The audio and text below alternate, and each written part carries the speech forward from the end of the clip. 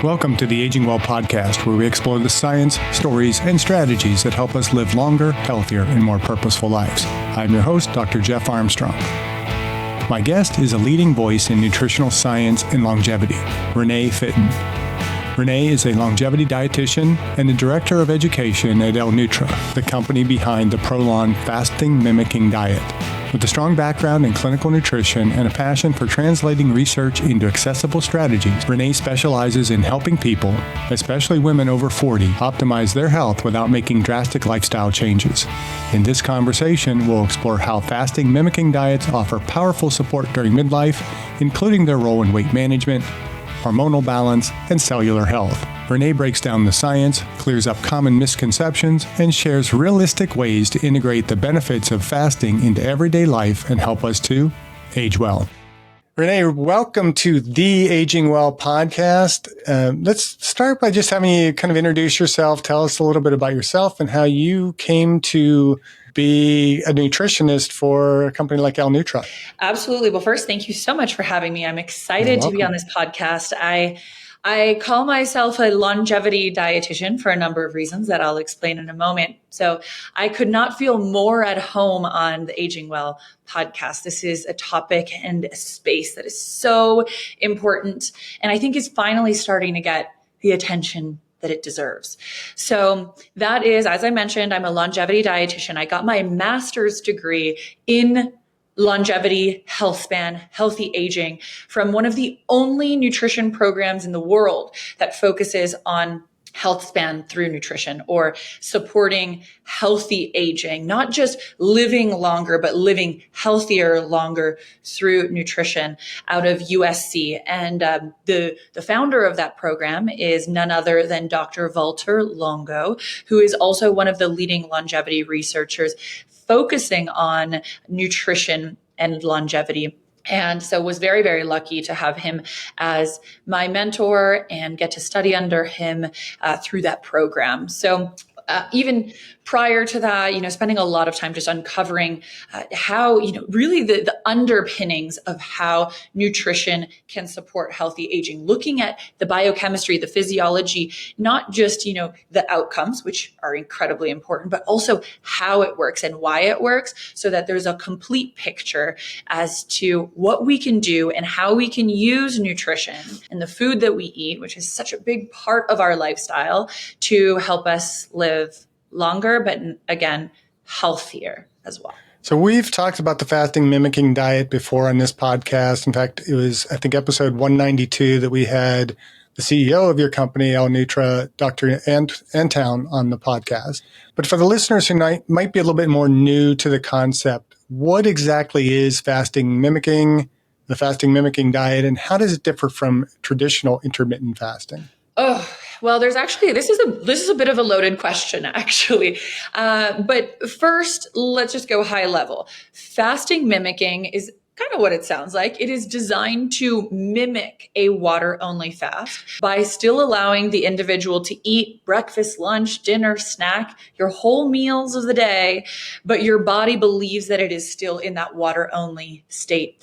And what we're best known for is the 5-day programs, where you're not just doing this for maybe like a 16, 18-hour daily fast, but you're doing this, you're letting your body get into a deep water-only type fast for 5 days, getting some deep cellular benefits, things like autophagy that we'll dig into, I'm sure, but really maximizing these benefits of longer fasts. So yes, you get to eat, which is probably the biggest difference here. But the other difference is that you are allowing yourself to get into these extended fasts in a safer and a certainly easier way than through water-only fasting. And the important difference that we have to make with short fasts to long fasts is that while there are benefits to shorter fasts, or there can be benefits to shorter fasts that are done daily, which we call intermittent fasting. These are fasts that are anything even within a 2-day range. So it's actually, you can still fast for 2 days and it still be considered a shorter fast, which is kind of crazy. Once you get over that 2-day mark, that's when we start calling it prolonged fasting. The reason we start making that differentiation is that once your body has stayed in this fast for at least those 2 days and start getting into that 3-day range, your body starts getting additive to some of the benefits that are happening beyond just some of the metabolic benefits, like switching your fuel sources, burning fat for fuel, using ketones for energy that you can do in these shorter fasts. You also start adding in these really deep benefits that are happening at the cellular level, tapping into autophagy, this deep cellular cleanup. I like to think of it as a vacuum cleaner for our cells, or a spring cleaning at the cellular level that you are just not able to tap into in these shorter fasts. So those are going to be the two major differences that we'll see. Yeah, I've done 24-hour fasts before and been miserable. And I actually did do the Prolon fast for 5 days, I think last fall. And I was amazed at how, these tiny little packages of food can keep me sustained for 5 days. I mean, I felt great. I ended up losing 8 pounds. And it wasn't really necessarily about the weight loss. It was really just about kind of that kind of body cleanse and kind of getting into the autophagy and just kind of the lifestyle kind of cleanse. And I was amazed at how good I felt at the end of that. Absolutely. It also got me drinking tea a lot more. Oh, great. Yeah. And in the 5-day kits that are designed by Prolon and now another company, L-Nutra Health, they leverage teas like hibiscus tea, which just on its own has incredible longevity benefits. So phenomenal. But beyond the teas, and I have to mention that for anybody who's unfamiliar with the fasting mimicking diet, the fasting mimicking diets designed by Prolon and L-Nutra will deliver a kit directly to your door, breakfast, lunch, dinner, snack, in individual daily boxes, making it super simple. And inside you will have real food. People always think, oh, it's going to be teas and broths. No, it's so much more than that. You're getting nut-based breakfast bars. You're getting even a little chocolate crisp at the end of the day. You're getting olives. You're getting crackers. You're getting soups. So, it's actually a relatively hearty food. And so I'm glad that you were able to experience that and get to see how, even though it is, yes, still calorie restricted, it's quite a bit of food. And you also noted that weight loss, and I have to add that it's not just any weight loss. This is the kind of weight loss where we see muscle protection, which is, I think now in the world of nutrition and longevity, people are really starting to harp on the importance of protecting our muscle. And this is a solution where we get the best of both worlds. Yes, we'll get some weight loss, but we also are keeping that very, very valuable muscle, which is really quite hard to do, even with like a Mediterranean diet, which there's been a clinical study that was published just last year comparing the fasting mimicking diet to the Mediterranean diet, showing equivalent outcomes in terms of heart health, which is what the Mediterranean diet is most renowned for, and also showing equivalent results in terms of total weight loss. But the Mediterranean diet showed about almost 5 pounds of muscle loss, whereas the fasting mimicking diet showed none. So this is really, really important in terms of when we're looking at weight loss, just even just kind of what we like to call the cherry on top of this program. It's the right kind of. If you're enjoying the Aging Well podcast, be sure to like, subscribe, or follow on your favorite platform so you will never miss an episode. And if you find our conversations helpful, please share the podcast with a friend, because aging is something we're all doing, and we're better at doing it together. And support our guests in this podcast financially by visiting the affiliate links in the episode description below, and use the links or codes provided for discounts on products we have vetted and feel comfortable recommending to our valued viewers and listeners. Thank you, and now back to the podcast. So what makes fasting mimicking diets particularly supportive for women in their 40s, 50s, and beyond? So important. And thank you for qualifying also 40s, 50s, and beyond, because it's important to differentiate fasting for women in their reproductive years to those entering into perimenopause and then menopause.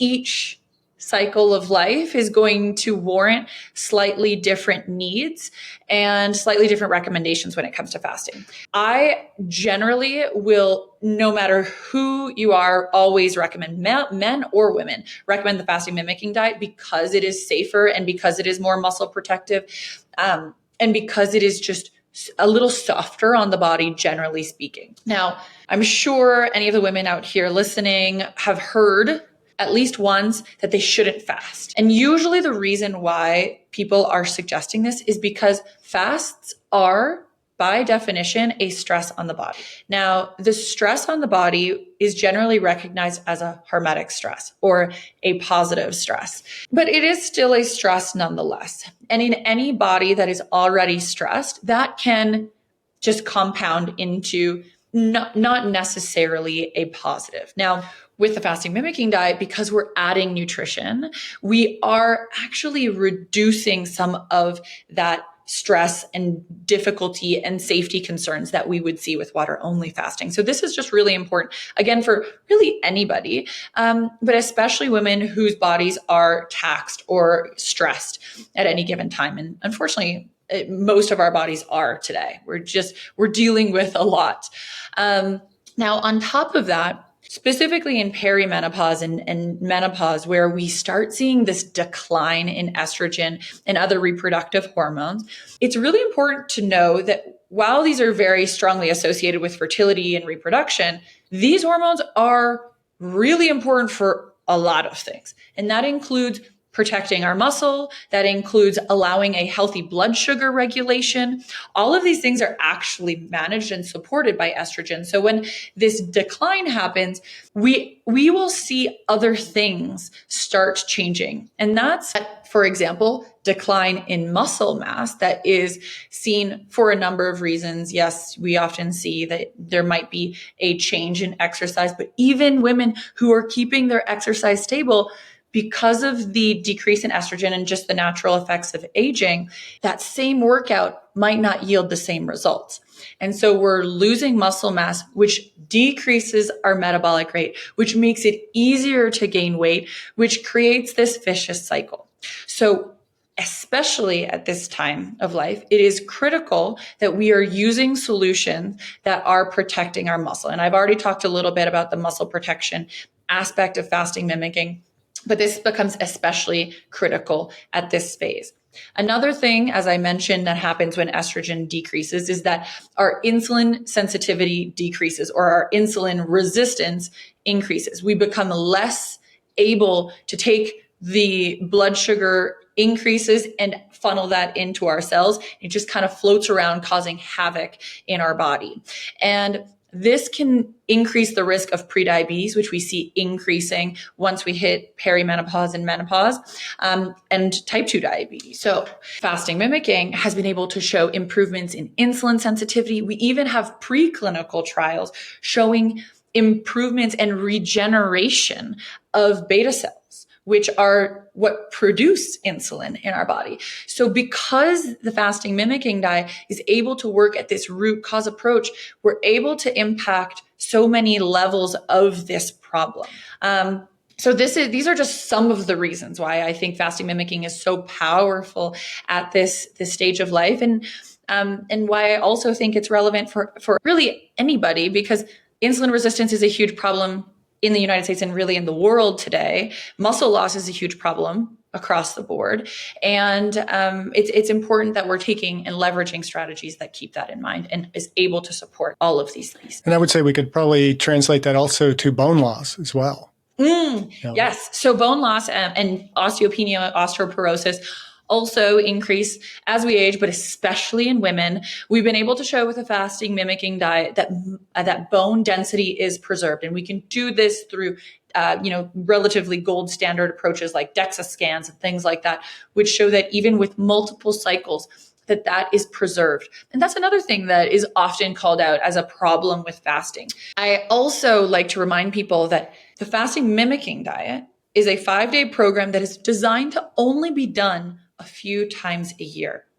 So yes, we are causing a positive hormetic stress that will cause the body to go into all of this wonderful cleanup and repair, but we're only inducing this a few times a year, as opposed to every single day intermittent fasting, which will induce some moderate amounts every single day.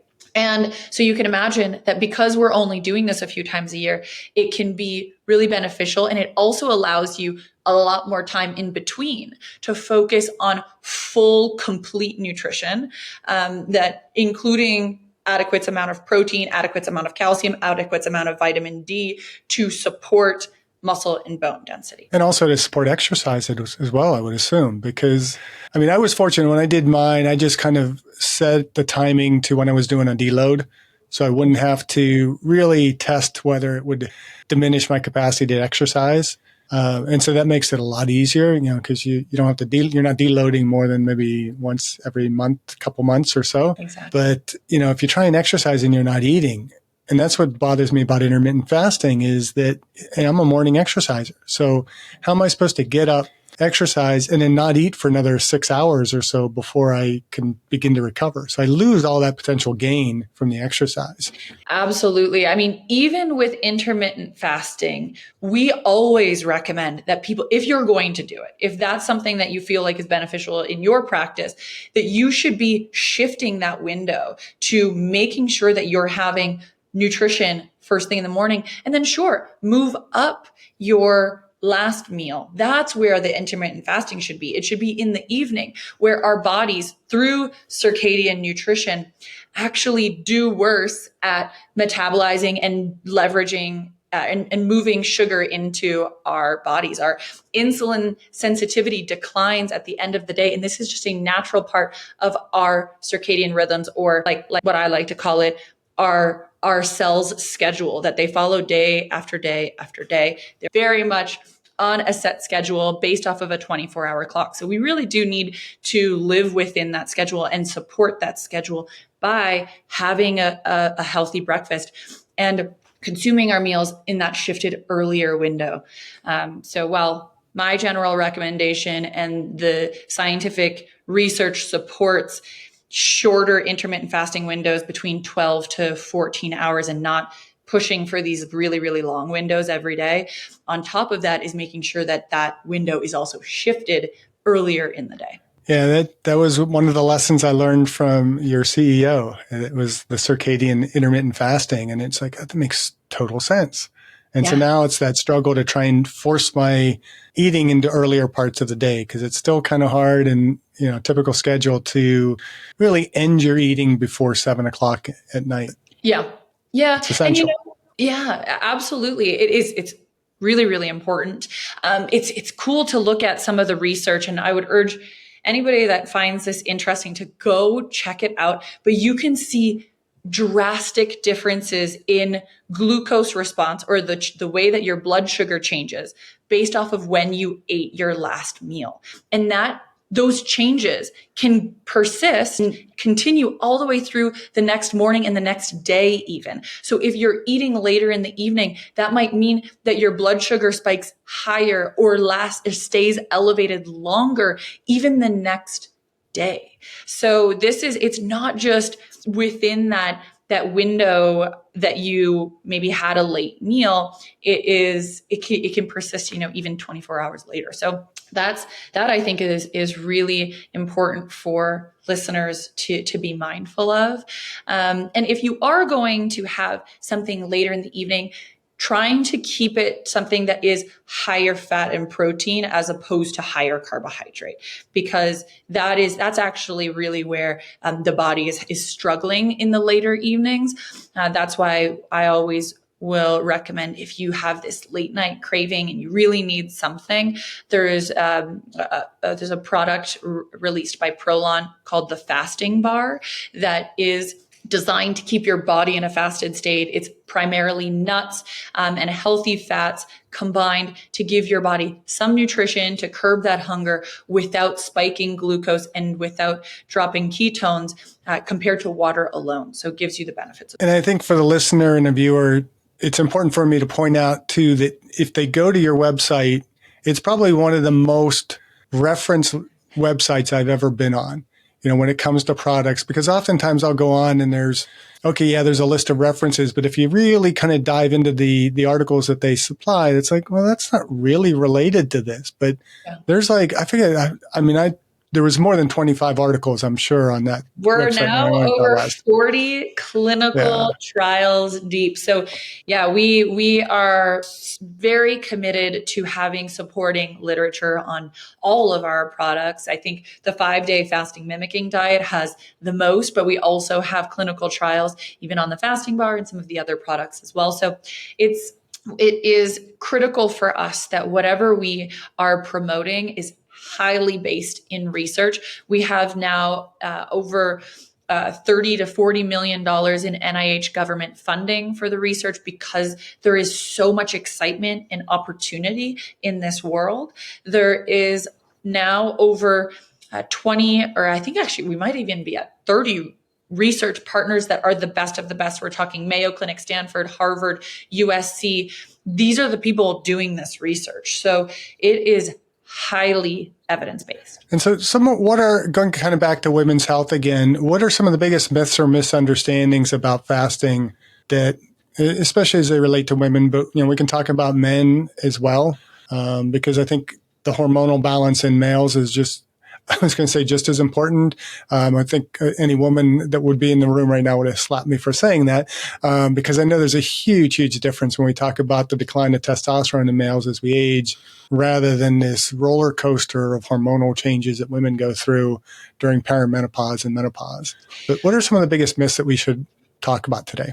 I mean, we already touched on the stress impact and whether that's good or bad. I want to just double down on that and just remind people that when we do periodic prolonged fasting, while there is some moderate amount of stress, it is lower with fasting mimicking, less safety concerns with fasting mimicking. It's also done less frequently.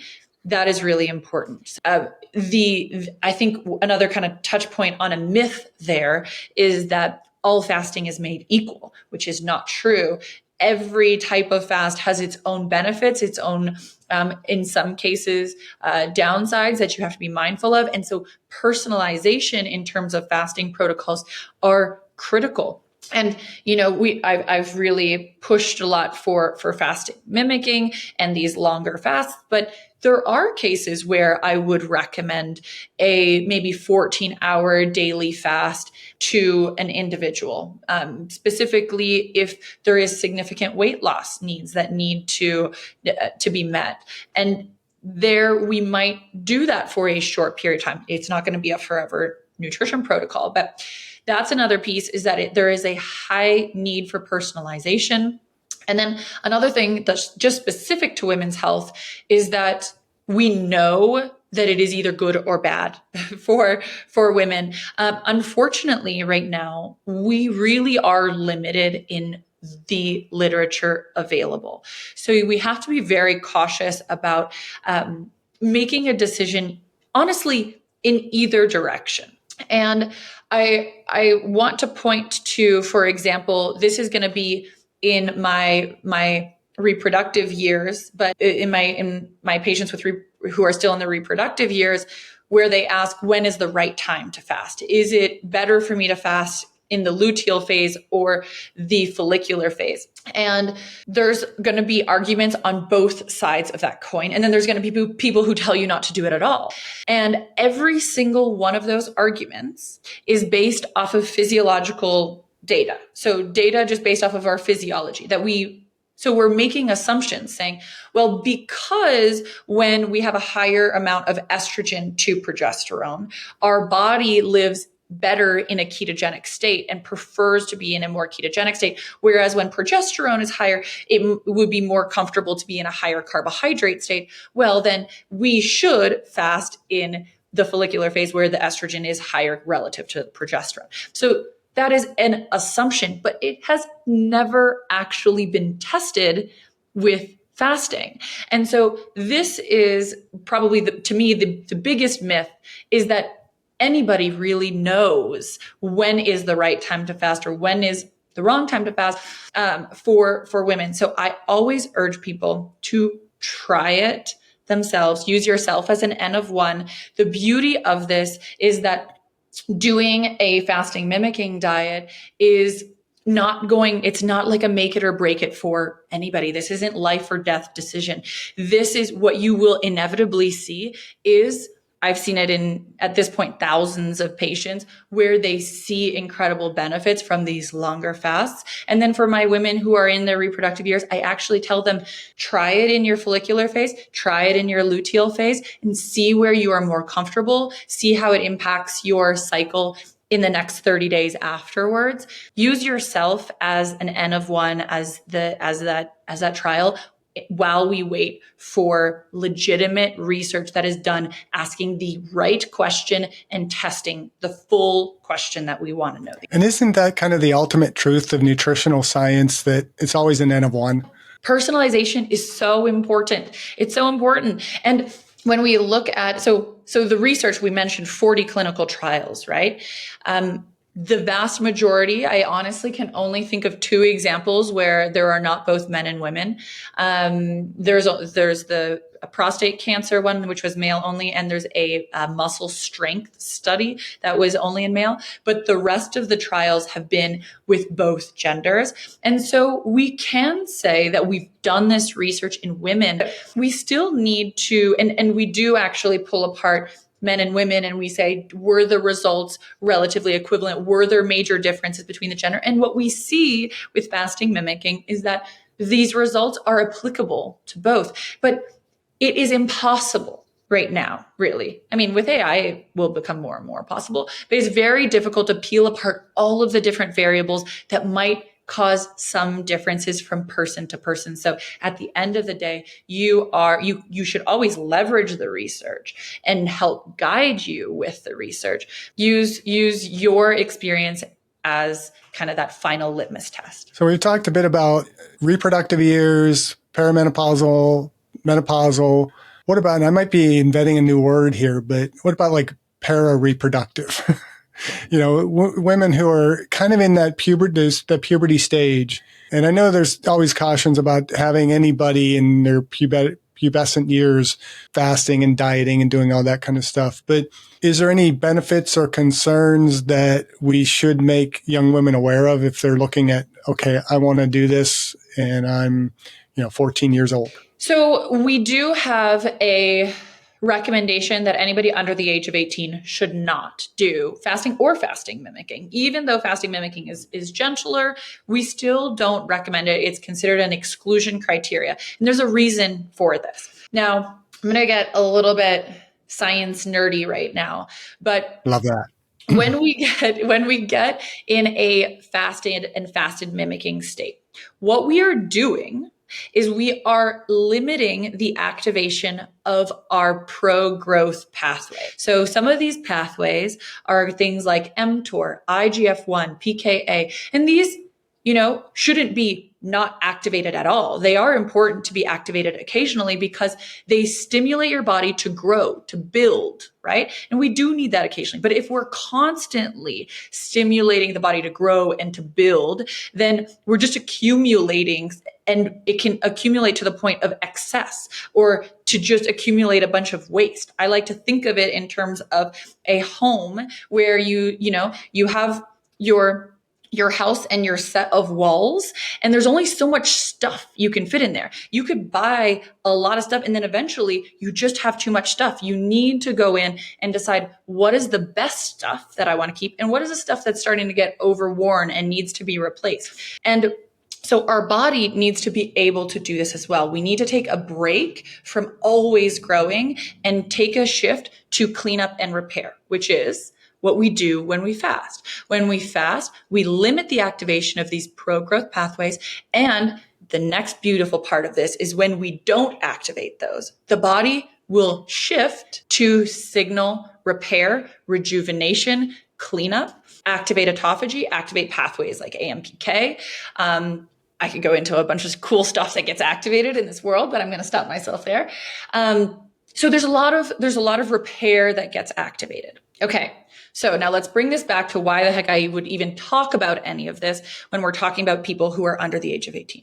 When we're under the age of 18, growth is very important. We still are in this building, growing phase. And so there is risk in pausing that even for 5 days, right?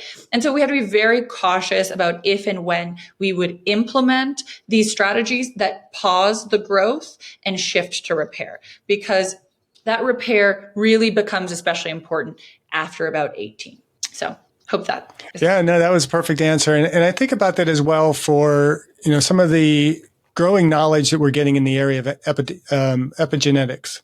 And I think of, if we do a lot of this stuff during the period of time when a female is developing her eggs and preparing to be able to be reproductive, that we can actually do damage that not only might affect that individual, but generations down the road. And there's been, science showing that women who are, developing their eggs during the period of time when they're in a famine are more likely to have offspring that are going to be at an increased risk of diabetes and heart disease and so on. And thank you for bringing that up, because when I was giving my example of whether you would fast in the follicular phase, which is the first phase before you ovulate, or the luteal phase, which is afterwards, that the example that I gave was why people fight for fasting in that follicular phase. But it's important to listen to the other argument, which is why you would fast after you ovulate, which takes exactly what you said into consideration, which says if you fast before you ovulate, you are starving your body before the egg is produced,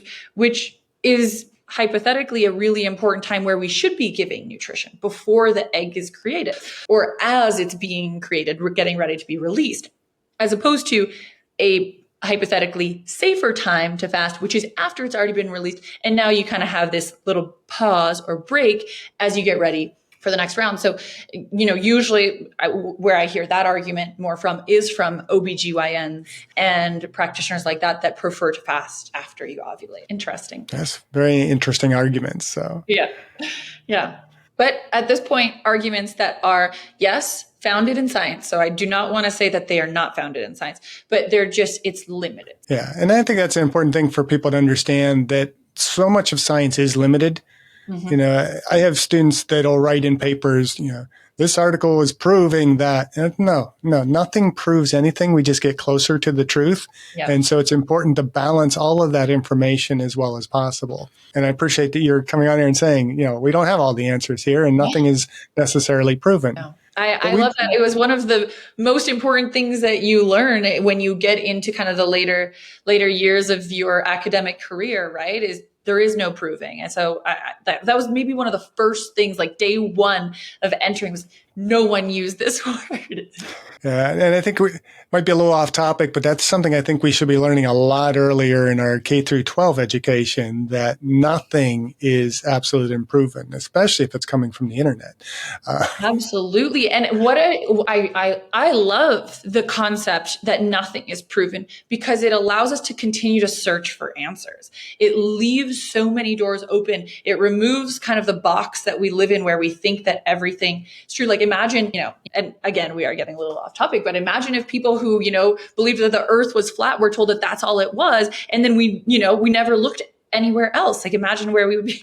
So, we always have to kind of be always willing to learn and grow. And on that same side of the coin, kind of coming back to women's health and fasting, I have changed my opinion on this. I was one of the proponents to do always follicular fasting. And now I have kind of stepped back and said, well, we really don't know. And we need a little bit more information here. And so being able to be flexible in this space is so. That's science. We should be flexible. Yeah, exactly.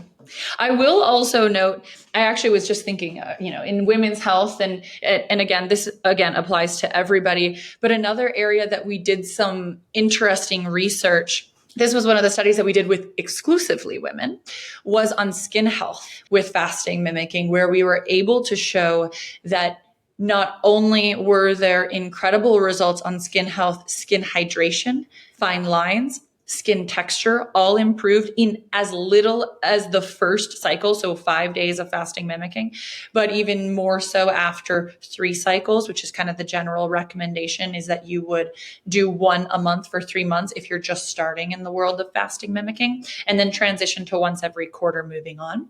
But Beyond that, we also showed statistically significant improvements in confidence beyond even just the physical, which I love. I like kind of coming back to this because it is more than just the physiology or the biochemistry or the biomarkers that we look at. It's also how you feel and how motivated you are. There's a really cool study that just came out less than a year ago in patients with type 2 diabetes doing the fasting mimicking diet, where they were able to show that the group that did the fasting mimicking diet increased their physical activity by 4 hours a week, whereas the group that did healthy nutrition, so still like Mediterranean diet, health gold standard, by the way, I'm a believer in the Mediterranean diet. I sound like I'm knocking it, but I'm not.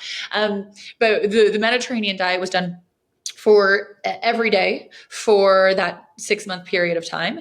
And they showed a decrease in physical activity by 6 hours a week, which is really interesting. And people are always like, well, why would that happen? And we can only kind of assume here, but there's a lot of things that are happening when we do a fasting mimicking diet that, again, go beyond the biochemistry or the biomarkers, is that one, the patients were lighter, right? They were losing weight, but they were protecting their muscle. So they feel lighter and stronger. On top of that, they've completed this 5-day protocol, which I'm never going to promise somebody it is a complete breeze. It is still a challenge. It's still something where you are sticking to this 5-day kit. So you're not, getting to grab whatever the heck you want out of the fridge. So it is still a challenge. And so once you complete it, the strength that you feel and the motivation that you feel once you complete it is really empowering and makes you start thinking, what else can I? And then the last piece of this is you're only committing 5 days. And so what do you do for the other 25 days? You're left kind of thinking, maybe I can do something else. Maybe I should look into exercise. Maybe I should think about my sleep habits. Maybe I should, think about all these other things that I can do. And that's something that I think is often overlooked when we think about fasting mimicking, is not just those 5 days, but what about all the 25 others? What else can you, and what other benefits can you do when you're not constantly thinking, man, oh gosh, I'm going to have this salad again today. And that's more than enough. I'm not going to do anything else, Yeah, that's a very good point. And I've started to stress a lot with my students. In fact, all my lecture, and I don't use lecture slides a lot, but when I use slides, every slide says biomechanical, psychosocial across the bottom, because I want them to understand that everything that we're doing has, it's not a biological fix per se. And I had a biomechanist friend who pointed out that it's also biomechanical, but also that psychosocial piece is very important in there. And it makes sense that, doing something for just 5 days, it's very regimented and controlled, and you have to kind of, time your meals. You have to, be disciplined with it, that discipline can carry over and also give you that motivation to want to do something that requires a little bit more discipline. So. Absolutely. Absolutely. And now clinically shown too. So I think I get so excited. I see this. So I've walked thousands of people through fasting mimicking diets across the board, healthy individuals who are leveraging it to improve their metabolic health, individuals with pre-diabetes. Now there are patients with diabetes that are actually reversing their disease, going into remission through fasting mimicking with as little as even 3 to 6 cycles, which is incredible. I mean, this is by the way, something that the ADA and some of the medical boards were saying wasn't even possible. Thankfully, they've started to change their tune with the advancements that we've seen in lifestyle and behavior change that can, in fact, put people into remission. But this is really been pushed a lot forward through, and you'll see it in the papers. They literally call out fasting mimicking diets as one of the reasons why this has now become possible. So it's really exciting to see that people are being motivated, are seeing significant changes, both through their biomarkers. And there are many of them, by the way. I mean, we've barely touched or scratched the surface on the research on all of the biomarkers that are improved through fasting mimicking, but also through behavior. So in terms of weight management, what kinds of results are realistic for midlife women using Prolon or similar products? Depends on the individual. The beautiful, and you'll hear me talk about personalization a lot. I mean, as a dietitian, it is And as you mentioned earlier, it's so critical. So we're never going to say everyone's losing 5 pounds of pure fat. Well, that is, by the way, it's about 5.7 in our healthy individuals that are already healthy weight after those 3 cycles. That's the average of maintained weight loss, by the way. This is even checking 3 months later and seeing how those results were maintained. So there's some great results even in healthy individuals. Now, we see that individuals that have more weight to lose will, of course, lose more weight. This is also really important because people who don't have weight to lose should still do a fasting mimicking diet because of the deep cellular benefits, the longevity benefits, the prevention benefits. And I don't want anybody listening to this to say, well, I'm already a healthy weight, so this doesn't apply to me. In fact, this still applies to you the exact same as anybody else, if not more, because this is a strategy, and one of the few strategies are still very hyper applicable to anybody. So for example, I myself am a already generally healthy weight. I've done this 15 times now. And so I do it once a quarter or 3 times a year. You may not have to do it as frequently, but you still will get incredible benefit and biological age benefits. Now, we'll talk about that in a bit, but that's even in healthy individuals. Let's go up to, for example, our study where we had patients who were diagnosed with type 2 diabetes. Here we have a BMI about of an average of 30. So this is a higher weight group. And here we see an average weight loss of about 22 pounds. And again, importantly, this is fat mass with no muscle loss.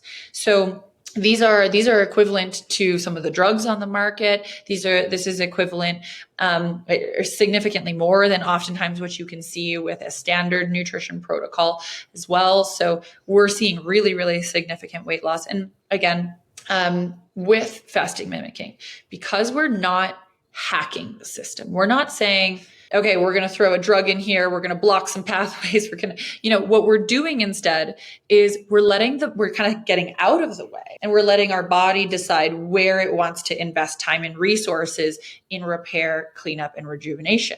And so it's beautiful because, we're talking about weight loss in this example. And yes, as I mentioned, we see that individuals who have less weight to lose will lose weight less, and individuals who have more weight to lose will lose more weight. All muscle protective, but we also see it in things like fasting glucose, HbA1c, all measures of your blood sugar control over time, your insulin resistance, even CRP, measure of inflammation in the body.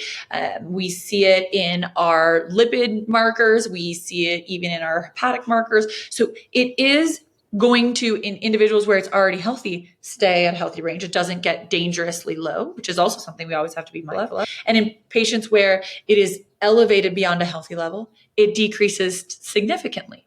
So this is maybe, I don't know, there's so many cool parts, so I don't want to say it, but it is one of the coolest parts of the fasting mimicking diet is that our body will put energy where it needs to be spent in this repair, cleanup, across the board. And I love that you kind of have done what we do often on this podcast, and that's poo-poo the whole idea of biohacking.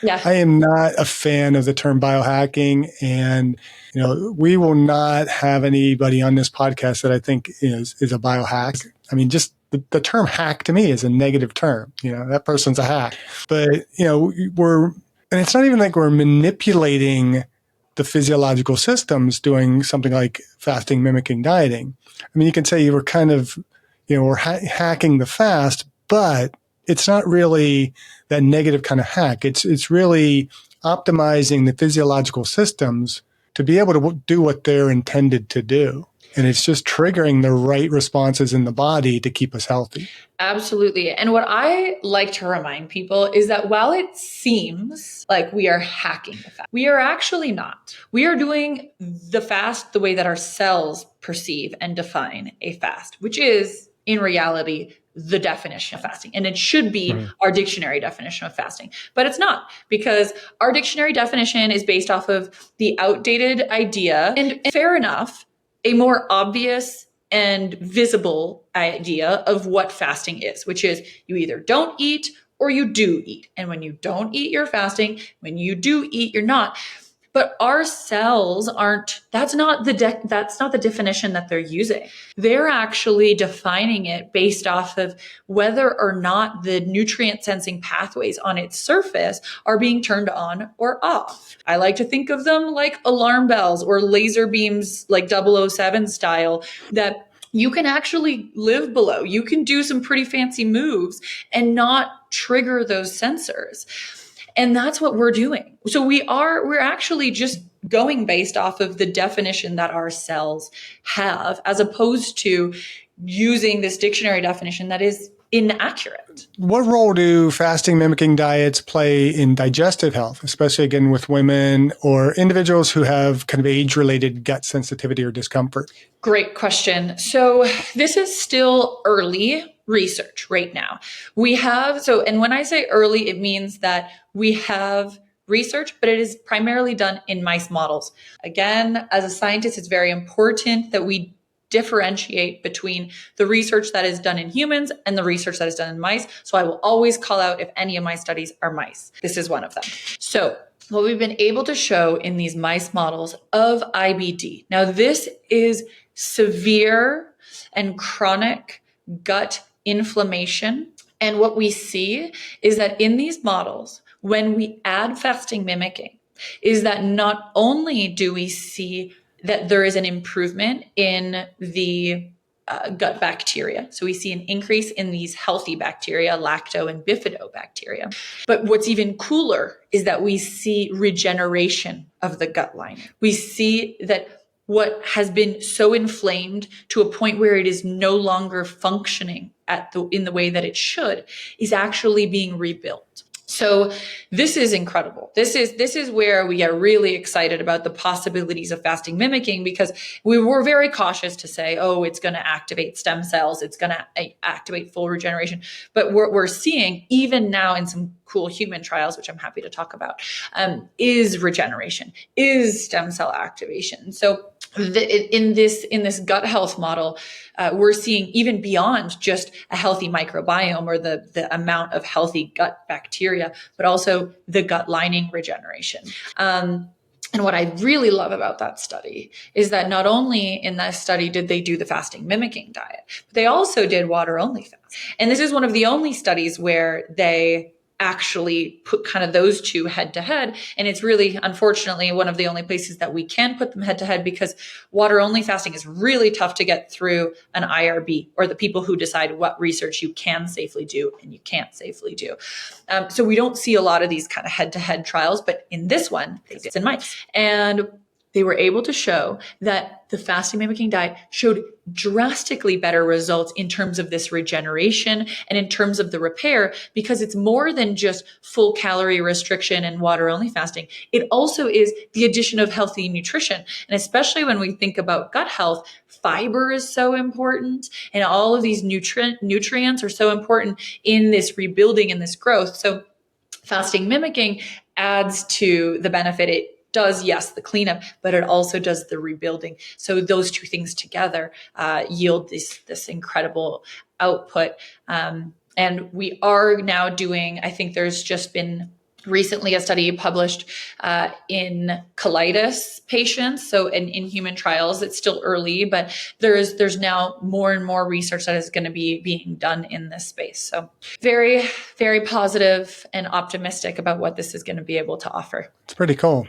Except you put in my head this idea of like mice with the little packets, having opened those and eat their little bars and everything else, these tiny little Prolon packets. Yeah, well, funny enough, they actually probably have it easier because they get everything unpacked for them and perfectly delivered in a nice little, they even have chefs delivering their food.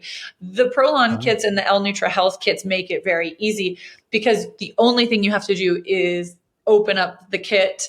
And in some cases, in fact, now, I don't know, Dr. Armstrong, if you have tried the brand new next gen kits, but they don't even require you to add water to your soups. They're already hydrated. You just open, pour, and heat, and they're ready to go. And on top of that, they are even tastier. The organoleptic properties when you have it already hydrated, allows for even greater flavor. So those ones were even designed by a Michelin star chef. Now, this soups didn't taste that bad in the powder form. I mean, I was not expecting high quality taste or anything, but they really weren't that bad. I So, know. yeah, And I'm curious. now I have to get you this new next gen kit to try, because it is even leveled up even more. It's truly incredible how those flavors have come through. The tomato soup that is included in here, it's like tomato soup. How fun or how delicious could that really be? You open it up and you just smell this waft of fresh basil. I was amazed. I mean, these just came out. I've only done one kit with the next gen so far. But I'm hooked. I'm not doing anything else. Yeah, I actually like the lentil soup that was in the original formulation. So, oh yeah, the lentil curry, and that one's still available. So I think we're looking at trying to turn all of the soup flavors and the most popular ones into these next gen, and really getting through that flavor, because the extra good part is that in the new soups you'll get whole beans, and you'll get whole peas, and you'll get whole, like whole kernels of quinoa. It's amazing. It's like wow. Even the food science is being elevated now. Yes, anybody considering this is it's not torture. It's actually a very easy process and tastes good. And it's only 5 days. And that's another thing too, is with cost. I mean, if anybody's thinking, oh, well, these expensive programs, you have to spend far more money than you would on food. I kind of ran the numbers, and it's actually cheaper than probably buying your average, 5 days of food, especially in today's prices. It absolutely is. Yeah. So I think we were running the numbers, and, and it depends again where you are in the world. Like if you're in California and New York, your prices are going to be way more. If you are, outside of some of these major hubs, you might be a little bit less. On average, people are either spending the same per day or saving per day. When they're doing these 5-day programs. So yeah, we call it cost neutral. Yeah, it's really amazing that it's that kind of price. So yeah. And let's see what else. I was going to say that in the show notes, I think we're going to be sharing some additional reduced pricing courtesy of the Aging Well podcast. Yes, and we'll do that, and we'll make sure people are linked to where they can find the product and everything else. So trying to think what else we have not talked about. We've talked about skin health, and even just kind of reducing some of those more visible markers of aging, which are probably what most people are really most concerned about when it comes to aging. I don't think we fully understand the importance of autophagy in the aging process as well. When we're talking about aging well, right. We're starting to learn about it, but most people are just, I don't want wrinkles, and I don't want a dad bod, Which is totally fair. And the beauty of skin health, I would like to remind people, it sounds, sure, so vain, but it's really not, because our skin is entirely made up of our cells. It is an external representation of our health internally. It is showing us in many ways what is going on inside. So this is why when we see, deep cellular benefits in this autophagy, of course it's going to persist in our skin health, because they are so closely tied. But another area that I think might be worth talking about is the literature that was published last year on biological age. Let's talk about it. Tell me. Yeah. So with fasting mimicking, of course, we talk about how connected it is to longevity. So it was only a matter of time before there was literature to see what quantifiably are we able to achieve in terms of our biological age. Now, I'm sure on this podcast, the listeners are familiar with biological age, but it is essentially, instead of our chronological age, that number on our birth certificate that is kind of set in stone, biological age is the number that is assessing really how our body is behaving, or what age our body is more aligned with. And you can have, unfortunately, an older biological age than your chronological age, which we certainly don't want, but we can also have a younger biological age than our chronological age. So with a fasting mimicking diet, just done 3 times, that's it, we were able to show a reversal in biological age on average of 15 days total across a 3-month period. Biological age reverses 2.5 years. In that same study, we did this was a simulation data. So we didn't actually follow people for 20 years, but we simulated the data because thankfully we were using some of the most robust data available, the NHANES data for anybody who's familiar with nutrition research. It's a really hefty amount of data that we can use to make very educated guesses of what happens long term. What happens if you do this just 3 times a year for a period of 20 years? In this case, we looked at individuals from the age of 50 to the age of 70. So you do it 3 times a year from 50 to 70. And they showed a biological age reversal on average of 11. Wow. So this is, it's not even just about starting, it's just about maintaining. And in that same study, they also looked at prevention data. So, even if you're a healthy individual, right? What is this going to align with in terms of prevention of the top killers today, our chronic diseases that are afflicting Americans in the world today? Things like cancer, cardiovascular disease, diabetes, even neurodegenerative diseases. What are we seeing in terms of risk reduction? And we were able to show that with done 3 times a year for this 20-year period, anywhere in healthy individuals from about 5 to 20% risk reduction. And then if you did have a biomarker out of range, again, coming back to people who need it more, we'll see even better results. We see that number jumping up from like 10 to 30% risk reduction. So this is again why, yes, you're going to see these longevity benefits, you're going to see these biological age benefits, and this is going to apply to you whether you're already, peak health or you are on a journey towards better health. So what is some of your favorite advice to women who want to maintain the benefits of fasting between the cycles of the Prolon diet? And do you have any favorite nutrition or lifestyle tips? I do. I have a lot.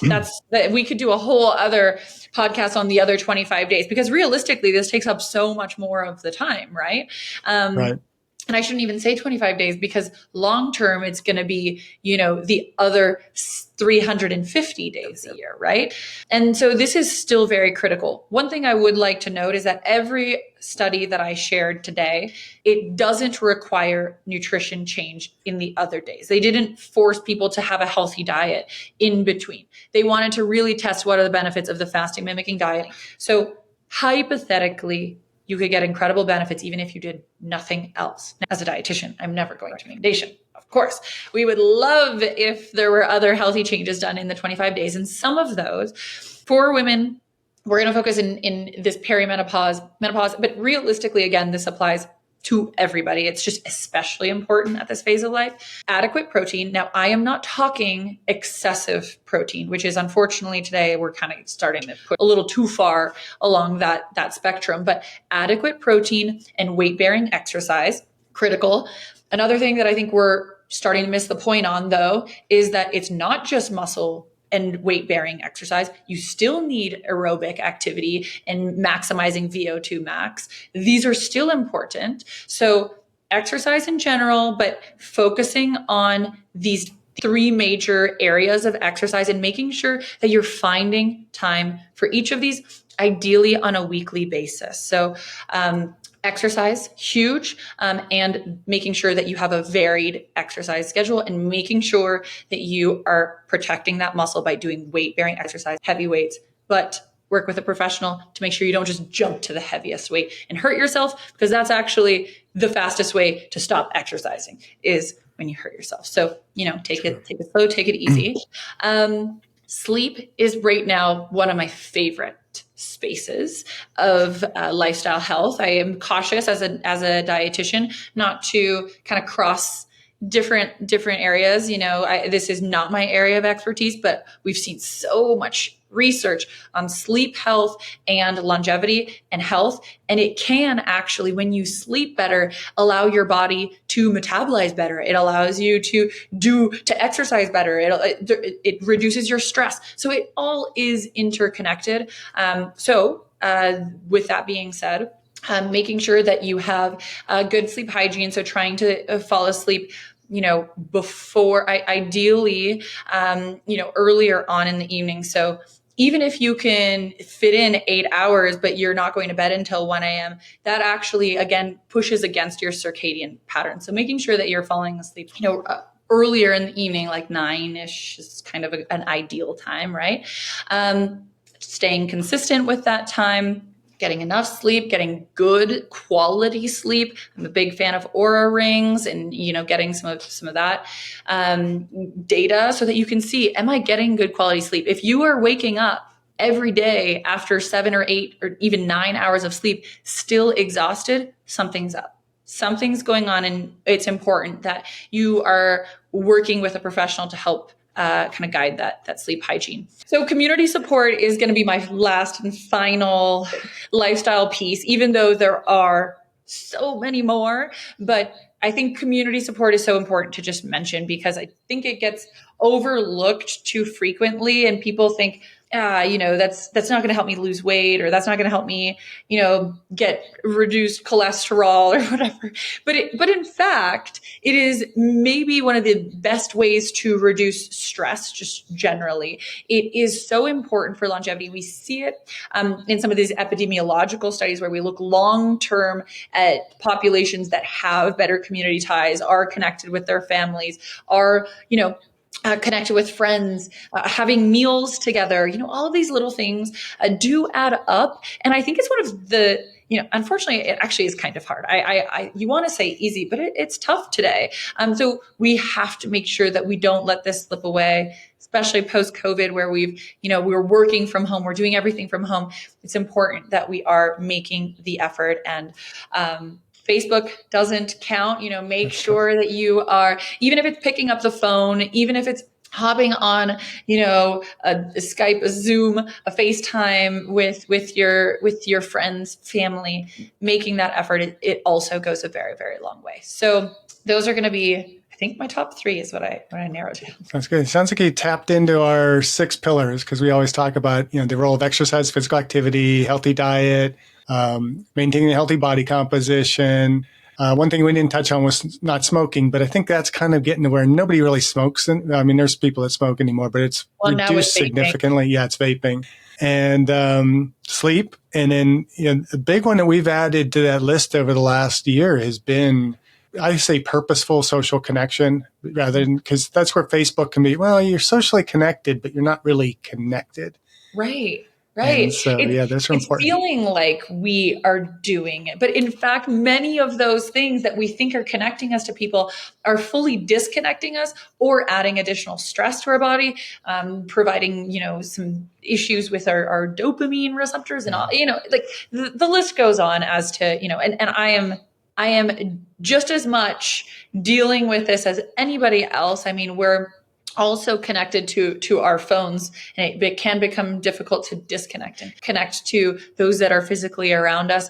But it's just like with anything. And, one thing I love about you bringing up these 6 pillars is that pick one and just focus on that one. Add a habit there. Once that habit is ingrained, pick your next favorite one. Add a habit there. The beauty is we have so many ways to support our health through lifestyle change.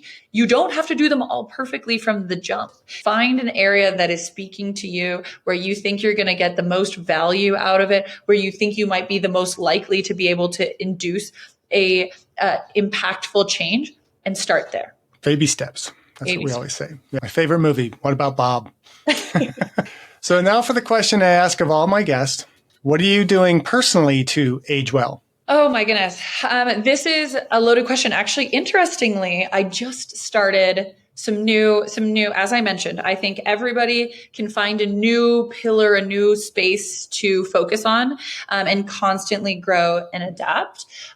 Some of the things that I have recently added to my lifestyle that I think have been really impactful is morning gratitude and journaling. It sounds like it probably won't do that much, but I cannot stress the change that I have seen in terms of my morning stress, or, even just like it perpetuates through the day. So that's going to be one. And the other one that I just recently have started digging into the literature and seeing such shockingly impactful results is oral hygiene. I know.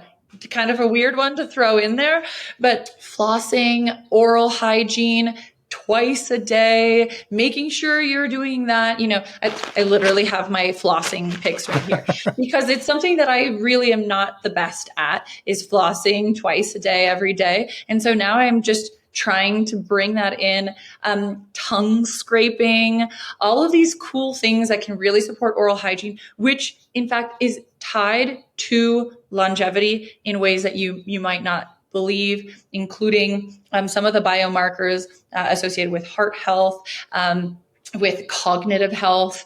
It is all connected. And we actually had a green dentist on the podcast last couple months, Dr. Patel, and she was basically making the argument you can add 10 years to your life with just proper dental hygiene. So it's crazy.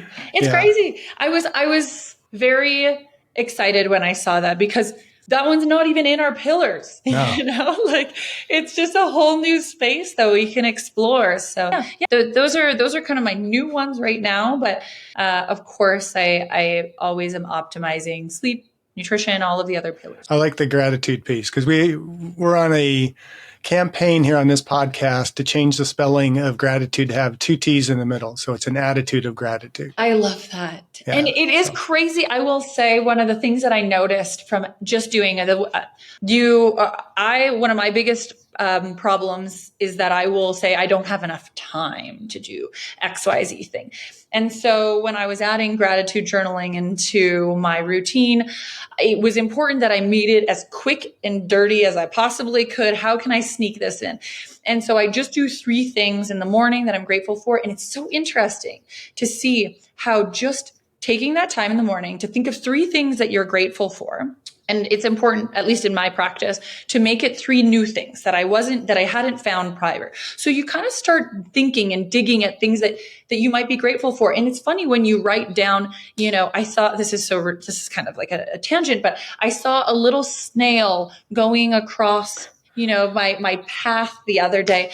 And I was like, how cute is that? This is what a beautiful thing life is, and I wrote that down. And then, when you start realizing that all of these little things can be grateful for, it makes it way easier to be grateful for other things. And it adds positivity and motivation and, reduce stress through the rest of your day. So, you gotta give things a chance. This was something, by the way, just in all transparency, I was like, absolutely not. This is so not my style, but I did it, and here we are. So yeah, sometimes you just have to take that leap and do something you think is going to be uncomfortable, or you might not even think it's going to be worthwhile, and then just reap the benefits. It's so true, and so true across all of those things that we've chatted about today. Right. Well, let's see. I don't know that nutrition science really seems to excite you much, but what excites you most about the future of nutritional science and how it relates to aging well? Oh gosh, I think there's so much. I think that we are still just at the nascency of what nutrition science is. We talk about how you can't prove anything right now, and I don't know if we ever will really be able to, right? Just based off of the definition of what we were chatting about. So there's so much more to know. I think we're really starting to tap into the immune health, gut health, autoimmunity too, which is starting to become more of a problem. I think there's so much opportunity there. Cognitive health, Alzheimer's, Parkinson's, everything that's happening there. And by the way, everything that I just named is some of these preclinical trials that we're seeing with fasting mimicking specifically, where we're going to start seeing more research happening and more opportunities. So really excited about what's happening there, and super excited to see how AI is going to start producing better research. I really do believe that there is going to be, if it's not already happening, the integration of AI in research to make it happen faster, more effectively, and also allow us to take research that has already been done and find how it applies to us. Because when we talked about this personalization piece, it's really hard in the vast world of nutrition science to find the articles that apply to you. And I think that there's going to be a world where we can really start leveraging some of the technology that's coming out today to support. So just some of the things that excite me. Yeah, that's interesting to me too, because I kind of started really my scientific path. I mean, my master's degree, we still had to look up journal articles in these books in the library. And now it's like, I don't have to go anywhere. I can just sit on my computer and I have access to thousands and thousands of articles that I have to tease through. And now with AI, the AI can even do the role of, well, this one's not relevant to what you want to do. This one is. Here's one you didn't find. And, we can get so much more information and be able to sort through it and hopefully take out some of the biases that we might even inject into our own kind of research. Because I tell it to my students, it's like, you pick the articles that suit your thesis. Yeah. You're not doing good research. You got to find the stuff that's going to say, well, no, wait a minute, this is counter to your research. You have to have both sides of the argument. Absolutely. And it's so, as you mentioned, we are at this place now where we have so much research that it's like almost decision paralysis. And so thank God AI is here to allow us to do a better job at sifting through. I think it certainly is still it's going to continue to present challenges and opportunities. I prefer to think of them as opportunities, right? But now we have to make sure that we don't just like blindly trust AI. We still have to take all of the information that it's presenting to us and then look it up. Like whenever I use ChatGPT, which is like multiple times a day, it's incredible, but it will always give you the references that it cites, and I will pull up every single one and I will parse it and I will just take a peek. Is it in fact saying what it's saying? Because as intelligent as AI is, it will still miss things. It'll quote things incorrectly. So, but how incredible that it is getting you all of this information in one place and giving you the opportunity to use your time wisely in parsing out. All right. Well, is there anything we missed today? Oh my gosh, so much. Believe it or not, so much. There's so much more to talk about, but I hope that, at minimum, I hope that people are seeing the opportunity that fasting mimicking can bring, whether you are dealing with metabolic health concerns or you are just searching for longevity and healthy aging, or, maybe you're looking for some other experimental strategies for other areas of your health. This is really such an opportunity. And I would urge you, if this piqued your interest, go look up the research and see for yourself. Bring it up to your practitioner. Bring it up to people that you trust in reviewing the literature, and be amazed when you try it yourself. There are so many great resources. So if you are interested in doing this more for longevity, maybe a little bit of weight loss, just general health and prevention, I would recommend checking out prolonlife.com. That's PROLON life.com. You are interested in doing this for diabetes remission, for prediabetes support, for metabolic health support. You've noticed your blood pressure, cholesterol, a lipid panel, your liver enzymes, things like that. Your doctor is saying, ooh, there's some things we're worried about here. I would urge you to go check out a company called L-Nutra, N-U-T-R-A health.com, L-Nutra-health.com. And they add to the fasting mimicking program a full programmatic approach with dietitians, with physicians, with even biometric scales, with all this additional bells and whistles to make it especially safe and easy to move forward. And believe it or not, it sounds like it would add a significant price to it. It doesn't. It's almost the same price, but it's just designed to make it a little safer. So those are two resources that I think are important to share. And then if you're interested in connecting with me, you can connect with me on Instagram is usually the fastest place at Fitton Nutrition. That's Fitton Nutrition, or on my website, fittonnutrition.com. Great. And we'll put all those links into the description notes. I really appreciate your time today. This was awesome. I wish we had about 3 more hours to talk. Yep. Maybe what we'll have to do is have you back on in another maybe 6 months or something like that, and we can kind of revisit how the literature has grown over that period of time. It'll be a lot. And just keep educating people in this field that is ever growing. And it's what I love about it. And even in my field in exercise science, it's constantly changing and evolving and growing. And it's when we get static and stuff that life gets really boring. Mm-hmm. We're starting to look for where we can grow in our sciences, really. Yeah. So I appreciate your time today. Thanks for joining us. Just keep doing what you're doing and keep aging well. I'm here for it. Thank you so much for having me. Thank you for listening. I hope you benefited from today's podcast. And until next time, keep aging well.